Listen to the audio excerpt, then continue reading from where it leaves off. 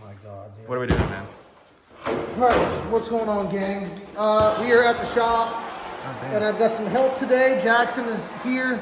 You haven't seen him in the last couple of videos because he got a new job, and he's been busy. New job. So we went to PRI. I didn't film anything at PRI because it was strictly business, and I haven't made a video since then. But it went good.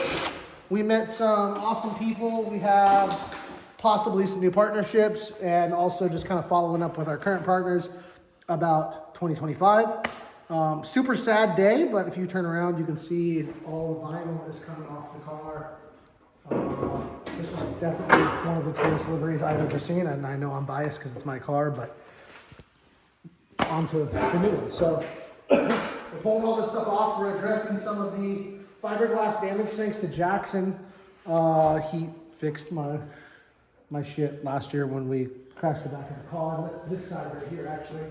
But we didn't want to pull the vinyl off or take any of it off, so we just patched on the back to give it some rigidity. And I'll actually show you how this works. This is a 2F Performance rear LFC, and typically they're a full over fender with a flare and everything. But we cut that off, and we just use the back section. So we just use that much of it, and then to that we rivet our Street Fighter kit. So it's actually like 2 over fenders. But we couldn't see any of this because the Street Fighter kit was on top of it. So now that we've got it off, we've got all the vinyl off, we're gonna clean it up. Jackson's gonna take care of all this for us, right, Jackson? Yeah. Yep. And Trevor pulled off this side. This side's in pretty good shape. I don't think Jackson has to do anything. Oh, maybe right here. And oh, show him the door. Back up a little bit so they can really get a good view. Yeah. That was spot number 3, if you remember our last video. We were talking about where to put it. So it's up there. I should have probably filmed this in 0.5. It's too late now. You can change it right now. Oh. Boom, 0.5. Oh shit, I can see all of you. Now we're wide. So yeah, this side's pretty good. Like I said, Jackson's just gonna fix this here. This is where a bumper mounted. And I guess when one of the times, oh, your turn. Anyways, we already pulled all the vinyl off the top of the car and shit. I'm wondering if I should talk about what we're doing engine-wise. Maybe just let them ponder. They're gonna think it's a Jay-Z. A couple other things that I did and haven't filmed was I went ahead and drained the fluid out of the quick change. So we have fresh oil in there. Not yet, but we will have fresh oil in there. And I'm actually going to a little bit thicker of an oil. We had a 7590 and we're going to 75140. And then we still have front bumper to peel vinyl off of and trunk lid, but I'm kind of thinking maybe we keep that trunk and just get a new one. Spare. What'd you say? Hang it up. Hang it up? Hang the trunk out. Yeah, well, this door right here, we're actually going to gift to Walther. So whenever we go down to Arkansas to go visit the headquarters at Walther, we're going to take them this door. And that way they have a piece of history. You know, this is the first year that Walther has been in drifting, and I just feel like they need a little trophy for all their efforts. We have no trophies, but maybe Jackson will win us some trophies soon. I'm trash. Yeah. Didn't really do much yesterday, so I came in this morning. Our transmission's supposed to get picked up today. I rerouted our breather hose from our diff, and then the fitting on top of the diff, which you can't really see, but it's like right down there. It was loose. And then I mentioned yesterday when we were pulling all the vinyl off that Jackson was going to take care of our fiberglass stuff, so he's prepping our driver's side LFC right now. That's where I previously fixed Yeah, he's actually already fixed this, but only on the back side because the Street Fighter was on top of this. So now he's going to go around and fix it all. But we've got, you know, crack there, crack there, crack there, crack there, crack there, crack there. And Jackson's going to make this thing look close to brand new. I also just got off a pretty cool phone call regarding our program and our engine package for the E46. I'm going to go ahead and just tell you guys now that we're not changing platforms. And I know that everybody comments, oh, just go Jay-Z. But it's a lot more difficult than that. You can't just decide to switch engines. This whole car is wired for an LS. Our accessories and engine mounts and clutch and everything is for an LS. You're talking about 30 to 40 grand to switch platforms. And I like an NAV8. I just haven't found one built correctly or one that'll last. We all know the S14 had a V8 in it and it lasted all the time. I barely ever changed the oil in that. And then in this car, I treat it perfect and do everything that I should do to make it last, and it doesn't last. But I think I have a solution, and I'm going to share it with you guys soon. I can't share it right now, but it's exciting, and I think they are the people that we should have been going to the whole time, and I'll explain why in a later video. All right, so while Jackson's doing that, I'm trying to stay productive, and something that is really far out, but I'll probably forget about, is the fact that when you dyno a car, you don't want the really short gear in it. You want something that's closer to 1-to-1. So this is a 412 case. I don't have a 412 gear, but I have a 427, which is the closest gear set, to where basically the tooth count on the gear sets are almost the same. So what I'm gonna do is I'm gonna pull this cover and pull out our shortest ratio that we have in the diff and put this in. So when the car does go back together and it goes to the dyno, they're gonna want something like this. So yeah, super easy. I'll show you guys how that happens here in a second. Check this out. I thought my diff was bone dry, but there was a little bit left in there. So pull this case off, set that right there. And we're gonna have to clean that up. Pull this gear set off, stick it in its spot, pull the top gear, like that. I don't know if you guys have ever seen Jackson do a gear change in his car, but it takes a while. Huh, Jackson? Dude, I'm fast at that. You are pretty fast at your slow change. You can see that this top gear set is a, come on. This top gear set is a 28 tooth, and the bottom one is a 27. So they're very close. I had an O-ring problem where it wasn't staying in the groove. So now we'll just put our little aluminum nuts back on. And these things are tricky because if you over tighten them, which I've probably done, it will ruin them. And this little washer thing that spins, if this gets crushed and that doesn't seal good. So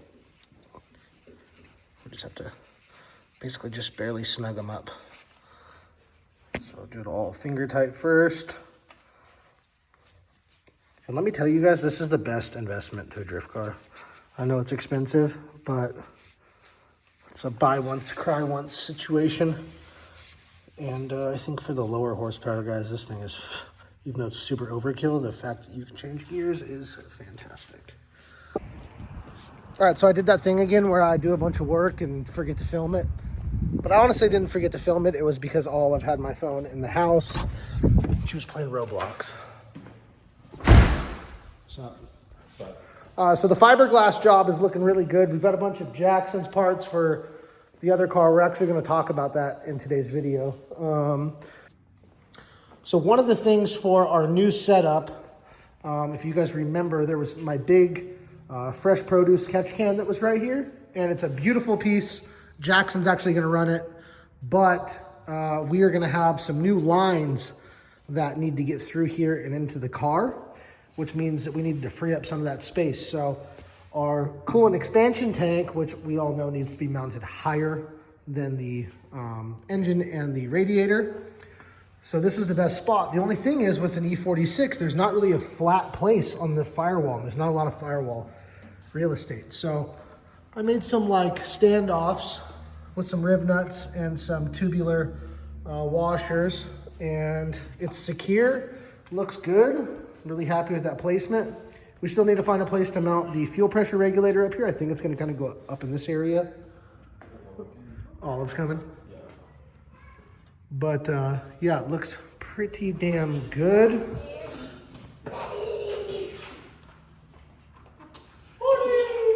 How, baby? What are you doing?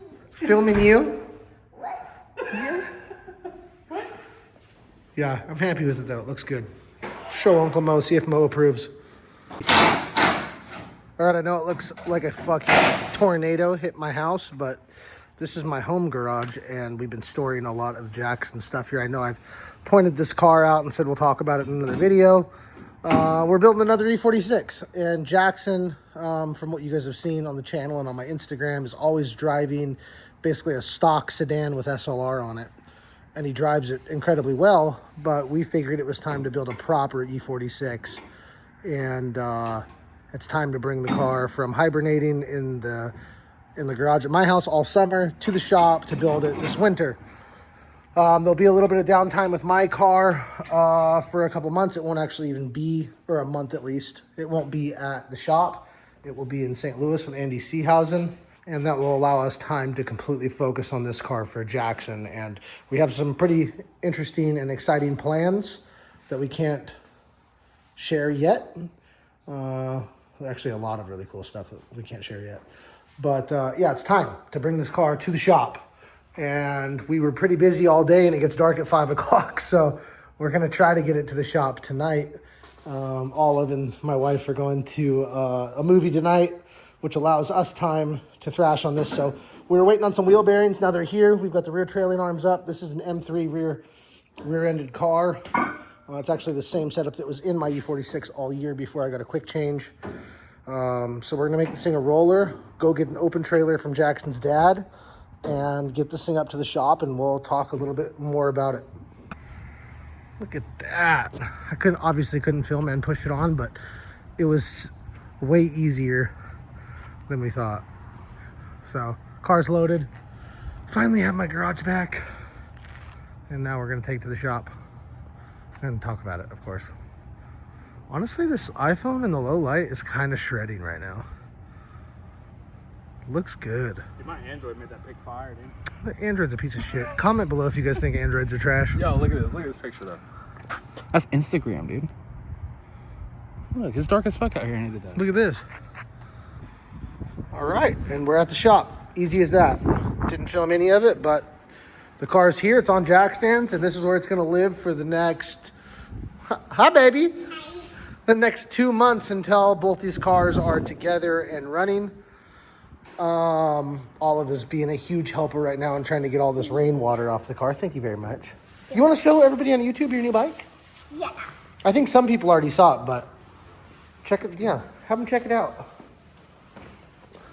Wow, that's a big girl bike. That is a 16-inch bike.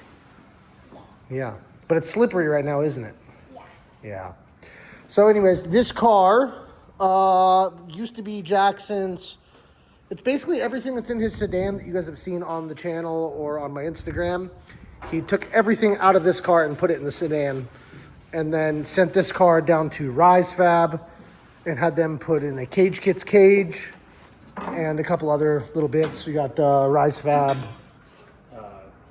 brake booster delete setup thing. Like I said, Rise Fab did the cage in this. They did the shock tower reinforcements. Yeah, reinforced everything. Rise Fab, heel plate, same ones that are in my car. And this car is now getting pretty much my old drivetrain. So the TKX gearbox, the M3 rear end, and then special motor here soon. We'll talk about that later. But yeah, this is going to be like essentially what this car was this year. Very similar. He's got some custom shocks on it. We've got a box of SLR stuff here.